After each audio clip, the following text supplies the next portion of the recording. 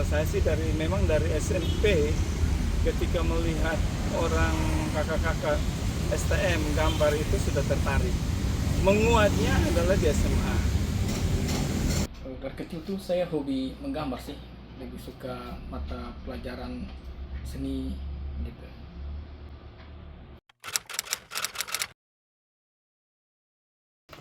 Waktu itu saya tertarik pada saat SMA itu. Ada SMA itu ada lomba menggambar. Ya gambarnya itu saya lebih dengan gambar rumah tinggal gitu. Ya, mulai itu saya mulai tertarik. Oh ternyata bagus nih arsitektur gitu. Sejak kapan ya? Saya kira memang SMA. Jujur memang dulu kan sering ikut lomba-lomba lukis. Dari kecil memang sudah sering lomba lukis. SMA itu ya Tuhan sering juara. Jadi akhirnya memang itu agak lebih menguat ke arsitektur, dan memang kayaknya memang di SMA lah. Yang pertama yang pasti kantor gubernur, karena itu hasil sayembara yang dipakai desainnya, bentuknya. Yang kedua Taman Doa Skydor di Saburai Jua. Yang ketiga itu mungkin kalau mau dibilang kantor inspektorat daerah ya Provinsi NTT. Ya, karya arsitektur yang sudah saya rancang dan berhasil bangun adalah Boyan Montessori School, Gereja Karmel, dan juga Rumah Sakit Muda Ignasi Asoe. Karya arsitektur yang berkesan dan menurut saya bisa menginspirasi arsitek Nusa Tenggara Timur yaitu Boyan Montessori School. Kalau yang paling berkesan adalah sayembara kantor gubernur dan akhirnya dibangun.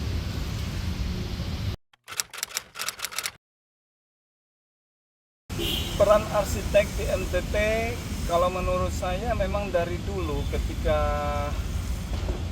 Kota Kupang mulai berkembang, karena kota itu tidak terlepas dari sebuah karya arsitektur. Dia sangat berperan membentuk kota. Sehingga kalau kita lihat peran arsitek di NTT sudah sejak dulu, dari mulai arsitek senior kita, pada akhirnya memang sudah berkarya.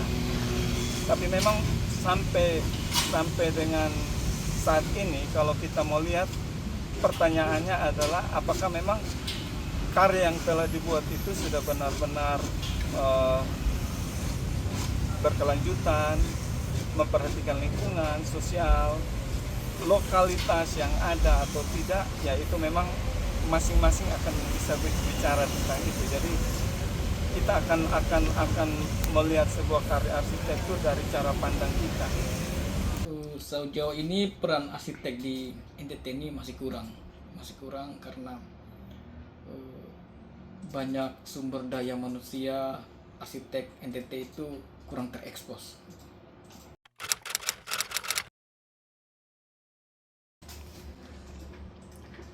Asosiasi IAI khususnya NTT itu yang masih kurang adalah award dan juga apresiasi kepada arsitek-arsitek muda. Jadi yang akan saya lakukan di asosiasi itu ialah memberdayakan mereka. Untuk setiap karya itu harus ada dipamerkan di masyarakat, dan juga kita melakukan klinik arsitek kepada masyarakat supaya masyarakat NTT itu bisa tahu bahwa ada arsitek lokal NTT.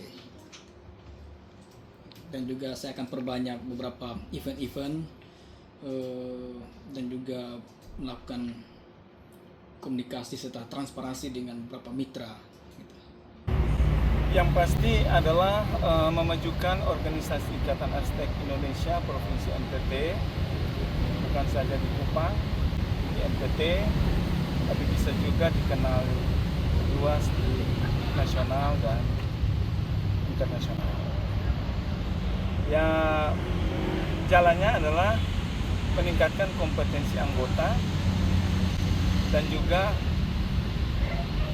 lokalitas budaya itu harus menjadi ciri khas di dalam karya arsitektur yang dibuat oleh anggota Ikatan Arsitek Indonesia.